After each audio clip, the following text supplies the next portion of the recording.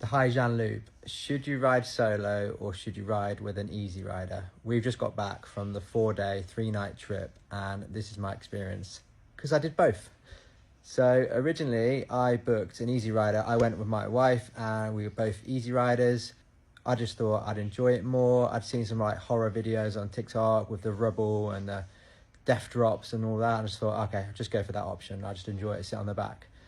But after day one of being on the back of the easy rider, nah, I was not comfortable to start with. The bikes, 5'10", 80 kilos, not the biggest person, but I just, my knees, my back, the whole time I just never felt comfortable. Going downhill, you're going to be sliding forward into the guy in front of you.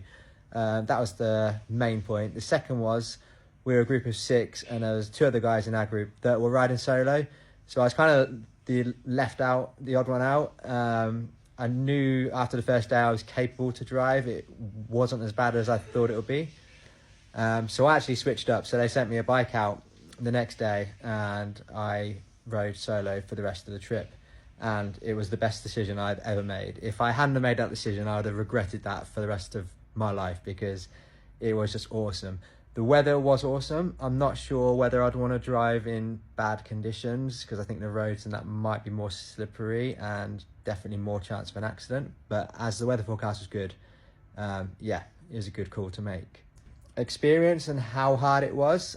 I don't ride motorbikes in the UK, but I have rode them a lot in Asia. So whenever we go, I always hire them, always ride the automatics.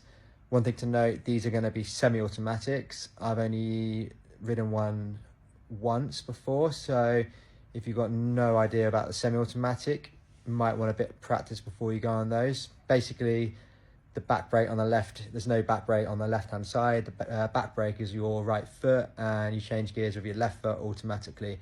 It's very easy to get used to, but it is different to what you're used to if you are used to riding automatics. Licenses and fines. I actually had an international driving license, but left it in my main suitcase in the hostel because I thought I wasn't going to be using it or needing it.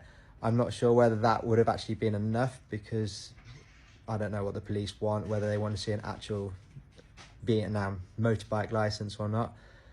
So fines wise, I got away with the first 2 days, and then police checkpoint on the last day pulled me over, asked for license. Obviously didn't have any, prepared to pay the fine. The fine was 3 million, so about £85, which I was prepared to pay, and I was willing to pay that from the start because that was worth it for me for those 3 days. So you have got the risk of being fined.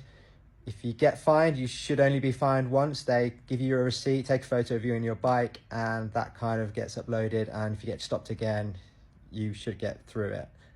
But obviously a lot of the police are different. There's no guarantee for anything like that. The 2 guys in our group who did it from the start, they actually paid their fine up front. So I think they paid 2 million at the very start, and that gave them this little red book that, again, when they got police checkpointed, they showed them the book. Every time with that book, they were fine to go through. So if you pay the fine up front, it's probably a little bit cheaper, and you're definitely only going to pay it once. That's my experience. If you're thinking about doing it solo and you can ride a bike, I would do it. I'd say it also depends on the group you're in. If you're in a big group and nobody's riding solo, you'll probably have a good time just on the back with everybody else. But if there's a few that are riding solo, you're probably going to be jealous and wish you were riding. So depends on the group, depends on the weather, and depends on your riding ability.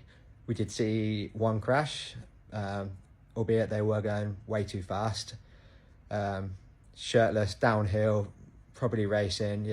They actually slipped out, so that was accident waiting to happen. Not surprised we saw that. And on the bus back, there was definitely a few other fallers that had the road rash, cut some bandages on their elbows and knees, so it can happen. I was lucky a couple of times, front wheel locked up a little bit down the really, really steep bits, but I'd say out of the 4 days, there was probably half an hour of really testing roads. The rest were just winding, Top Gear style roads. So Ha Giang Loop.